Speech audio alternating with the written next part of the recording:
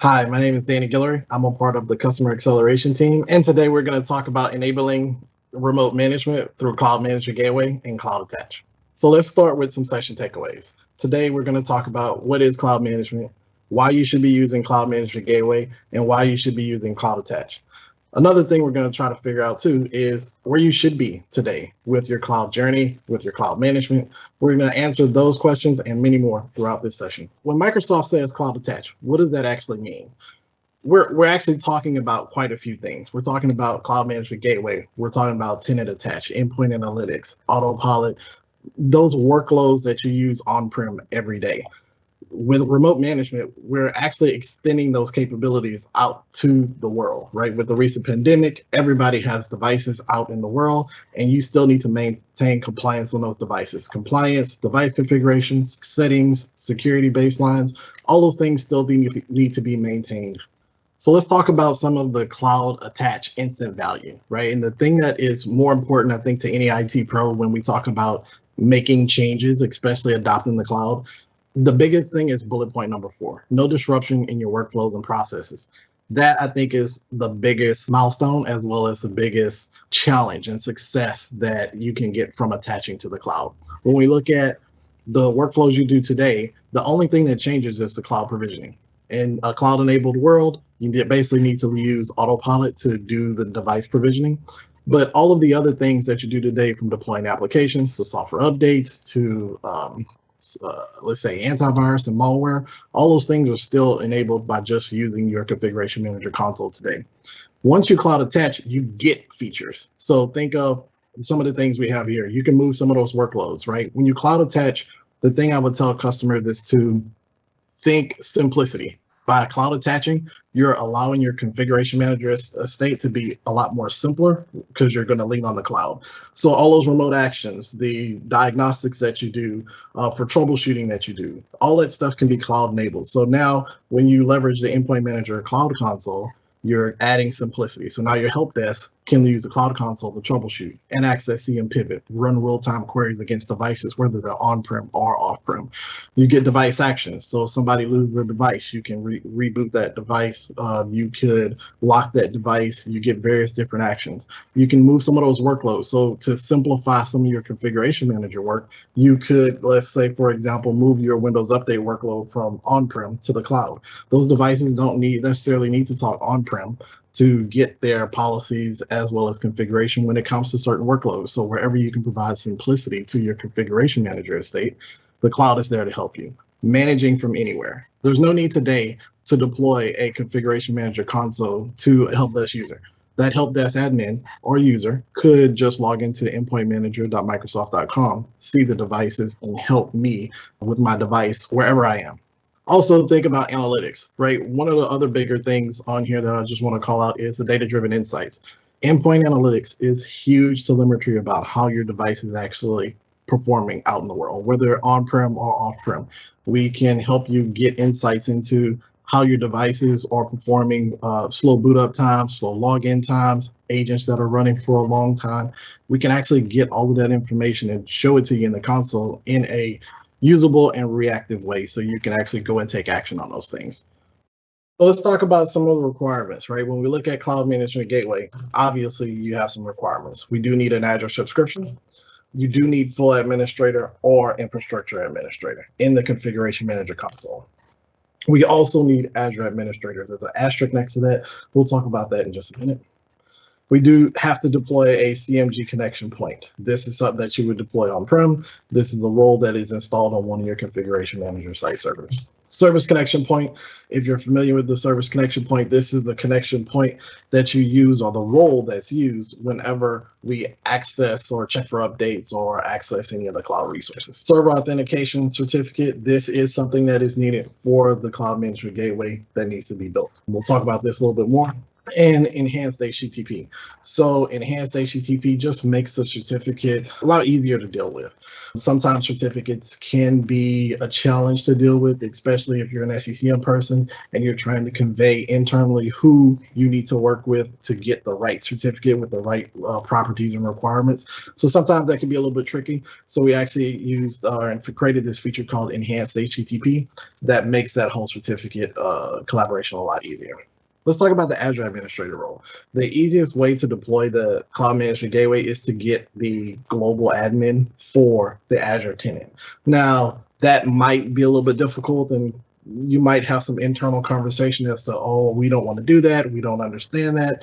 You can narrow that down a little bit. And what that means is that the user that is actually going to build the Cloud Management Gateway, going to go through the wizard in Configuration Manager, they will need subscription owner as well as the global admin role. They need that because of the integrations that we have in the back end, right? So we're going to create you a cloud service. That cloud service is then going to build you an A2 VM. It's going to build you some other things a part of that VM that's needed. So the easiest thing to do is really go get the Azure administrator, that global admin, to help you set that up. Outside of that, when we move on to tenant attach, obviously you see these requirements are very, very simple, very basic. We're just need a global administrator to log in and a public Azure environment to get you going. All right, so now let's look at a video of how we enable the Cloud Management Gateway. So in this video, what you see here is what I would absolutely recommend for a production environment. I would absolutely try to make the creation of the Cloud Management Gateway as simple and as secure as possible. And meeting that, it can be a little bit of push and pull just depending on what your requirements are. But what I have here is I'm building my Cloud Management Gateway with one certificate. That's a DigiCert certificate. I'm going to add that certificate into the wizard. I went and defined a URL, obviously. And then once I do that and it gets built, I'm pretty much done. Why is this so easy, right? If you look at this video was done in the scope of 2 minutes, and you could add another 2 minutes to say, hey, I went out to DigiCert and get a certificate. It should be that easy. When I have conversations with customers about Cloud Management Gateway, if it takes them longer than 10 minutes, I feel like there's more there. There's something as far as internal requirements, there's something that has driven it to be a little bit more complicated. But essentially, all you'll need is, as you saw in that video, one certificate, and your devices will leverage Azure AD Auth to actually do the authentication of the actual device. So let's look at now the configuration and how we enabled the Cloud Management Gateway as well as tenant attach. There's lots and lots of reasons to do this that we talked about before, and I'll mention more even as we go through this. So when we go through and do co-management and tenant attach, co-management is just going to give you the ability to manage a device with Configuration Manager as well as Intune. But the real power, I think, here and the real meat of what gets me excited is the tenant attach feature. The tenant attach feature allows me to not even leverage co-management. As Configuration Manager itself will take the devices that it's managing and push them to the cloud console. So now I can manage devices that are co-managed. I can manage devices that are not co-managed. If they're on-prem, I can manage them. If they're not on-prem, I can manage them. Even if I need to go and, let's say, force a app evaluation or software update evaluation, don't need the console for that anymore. I can literally just open up the Cloud Connected Console, endpoint.microsoft.com, log in with my credentials, and manage my devices, whether they're on-prem, off-prem, managed by co-management, managed by Configuration Manager, whatever the management tool is, I can actually perform some actions on that device. So that is very powerful. And as you can see it from the video, it was that easy to basically configure co-management and tenant attach. Now, let's go in and check out some actual live information. All right, so now we're actually in a live environment. So think about the configurations and the dialogue we just had, right? Cloud attach, co-management, CMG. Why do you need all that, right? And we talked about some of the value and the immediate value, no disruption, many other things. So if we look at the console, right, we'll just go to the console. This is what the home page looks like. I can basically get an overview of what my estate looks like. Let's look at what we really care about, our actual devices. So I'm going to go pick on Windows devices, and here I can see my devices. So I got some devices that are managed by Configuration Manager, some managed by Intune, some co-managed, which is actually good, right? Because I can actually come in and see what my estate looks like. So now let's pick on the device that's co-managed. So this device is right here to my left on my desk, and I can come in and actually see that the device is co-managed. I can see what workloads are coming from the cloud. I can see the last time the configuration manager actually talked to the environment. Some other things that you'll notice may be some differences, right? And this is a difference in who the device is managed by. Because the device is co-managed, I get some extra insights. Extra insights meaning I can actually look at collections. Now, this is actually really powerful. And just, what is this doing behind the curtains? This is actually going through the cloud management gateway to the admin service to the SMS provider. So live data directly from my configuration manager environment from a device that's not even on-prem to it. This device is literally sitting in my desk. I have no clue where the server is, built out in Azure somewhere in one of our data centers, but I can actually see what collections this device is in. I can actually even see more details. So this find details is another query that happened through the cloud management gateway to the admin service and then to the SMS provider to tell me, hey, what's the management point? When's the last active time? Management point server name, policy request, MAC address. I get a lot of those client details. I can also see properties, right? As you can see, the device is not even on a domain, it's a workgroup device. So some insights into co-management as well as a CMG. This is a scenario where I deployed a configuration manager agent from Intune. So this device was never even brought on-prem. That's why it's actually a workgroup device here. I can actually even see boundaries and boundary groups. So if this device would belong to some other boundaries and boundary groups, I would be able to see that from the cloud console too. So this is that help desk experience that shows the value, right? There's no more, let's say, needing to actually open up the console of configuration manager. If I just got help desk people, they can actually do these things from the cloud. Some other nuggets here I'll show you in just a minute too. Let's see, applications. I don't think I have any applications deployed to this device, but as you can see, if I did from configuration manager applications being deployed, I would be able to see that too also. But let's go and check out another device. So here's another device. This is a device that is somewhere. It's built in the cloud, but I can actually see that I get more details. So what you see here is in our preview, and it will be coming into the Intune Endpoint Manager console in the future. So again, I can actually see my client details, and let me zoom in on that just a little bit. Oh, wrong way. There we go. So I can actually see those details, right? I'm getting that cloud management gateway, admin service, SMS provider feedback. I can see that this device was on the domain, so it was domain joined. Boundary groups it's a part of. This is the boundary group that it's a part of. I can actually see Resource Explorer. Again, something else coming right into the Cloud Console where, remember in the Configuration Manager console, you can right click on a device, start and open Resource Explorer. Bam, there you go, right here from the cloud, working through the Configuration Manager Cloud Management Gateway. Let's see, timeline. Timeline's super, there's no other word I can say here besides cool. Things that I remember, when I wasn't a part of Microsoft, man, I wish that I could do this stuff. And now, look, it's actually coming to life through technology and through advancement. So through our cloud management gateway, we can actually query and get timeline of the device. So before this recording, I logged in and actually deployed applications. So you'll see I have Power Toys and it actually deployed. I deployed this from the console and I'll show you an example of that a little bit later. But I can actually see, hey, if the device crashed, again, think of that help desk user. A help desk user, somebody calls in, says, I'm having problems, my application is crashing. Well, hey, look, I can click and see, hey, wow, this application's been having an issue and it's crashing, and I can see how consistently it's crashing. You'll notice some other things on the left-hand side that I'll allude to. CM Pivot. How cool is it that I can leverage CM Pivot to actually query this device to get more details, right?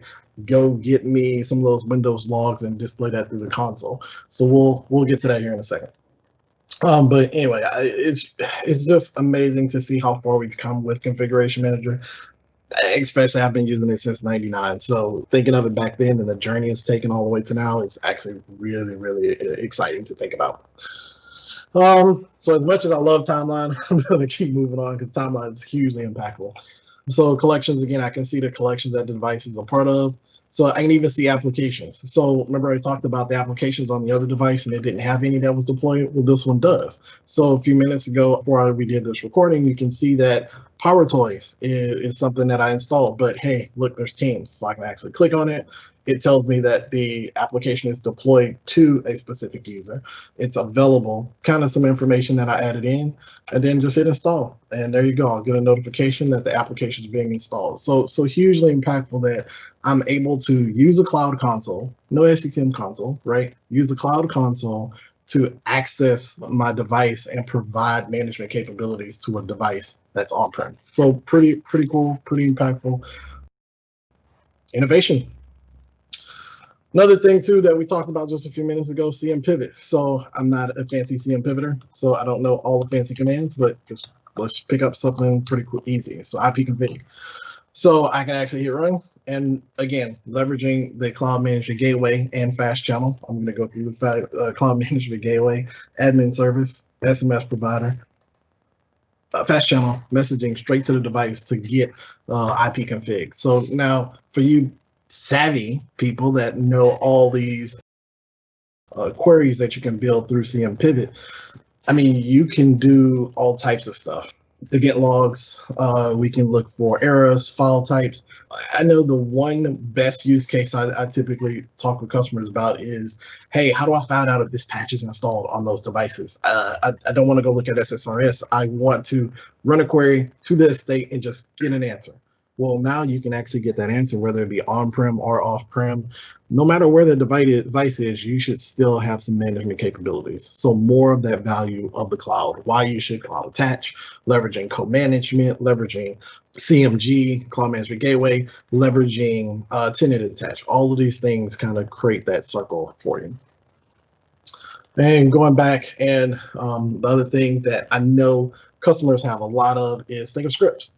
So this is huge. Think of all the scripts that you've written in Configuration Manager today, right? And you don't want to go recreate that and then put that into the Cloud Console, but we're able to take that investment in your scripting today and put it with Cloud Attach, right? So when you Cloud Attach, Tenant Attach, you get this capability. So if I just click this make directory here and hit run script, again, bam, this device will actually have a folder created.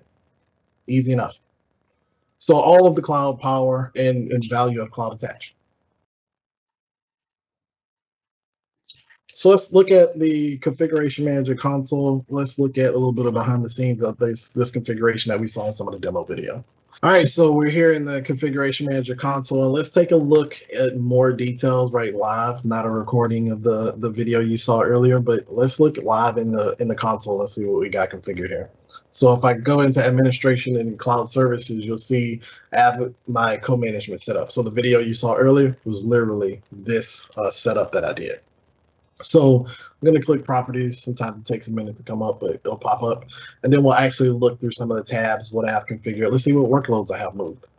So tenant onboarding, there's my tenant attached that's configured, my client upload. So upload devices to admin center, right? I want the tenant attached to send the devices up into the cloud, like get those records there so I can see them. Endpoint analytics, we'll talk about that in a little bit, but definitely if you've got a configuration manager and you cloud attach, definitely should check this box and get some of that data up there too. Enablement. So the earlier device, the first device I showed that was a work group device, I did characterize that with that device, I deployed the configuration manager agent from the engine. This is exactly how that happens, right?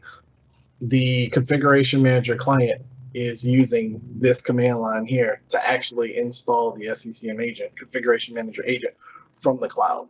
So I basically went and created a line of business app, found the MSI, uploaded it to into endpoint manager in the cloud, and then just use this command line property to actually do the install of the agent. Workloads. So you can see here that all of my workloads are set to Pilot Intune. Obvious is a lab environment, and your environment may vary, lab or production. But these are the workloads. And what I'm doing is specifically saying for the specific workload, what collection I want to actually move what workload to the cloud. So when I look at workloads, you'll see I moved them all to Pilot Intune. But what is Pilot Intune? So the staging tab lets me pick various different collections. So maybe for one collection, I want to move compliance to the cloud. Maybe for another collection, I want to move device workloads. Now, all of these can be changed in my lab in this demo. I set them all to be the same collection, but you could absolutely do different collections for any of these different workloads. That's code management. And then let's look at Cloud Management Gateway. So I get a lot of questions, and I do talk a lot about cloud management gateway, cloud attach. I mean, this is literally what I spend a lot of my time doing here in engineering. And the one thing customers always ask is, hey, I went through the wizard and everything looks good, but how do I know it's actually working? So typically I'll go to administration or tell a customer, go to administration, click on cloud management gateway, and you got a few options here. You can hit the connection analyzer at the top. It'll actually do a little analytics for you to figure out, hey, is it working, not working, tell you what's not working also. The easiest way to actually do it, though, is to just get a quick visual is once you click on the actual gateway that you built, down here at role endpoints, you should actually see some data here. If you're not seeing data, probably check the connection analyzer because probably something's not flowing correctly. But in a sense, you should be able to start seeing data here. You should start seeing numbers. If you don't see numbers, I think that's an indication you probably need to start looking at some logs. Right, so I'm going to switch back to the browser for a second because I did talk about analytics, and I want to show analytics and kind of how that data should be used.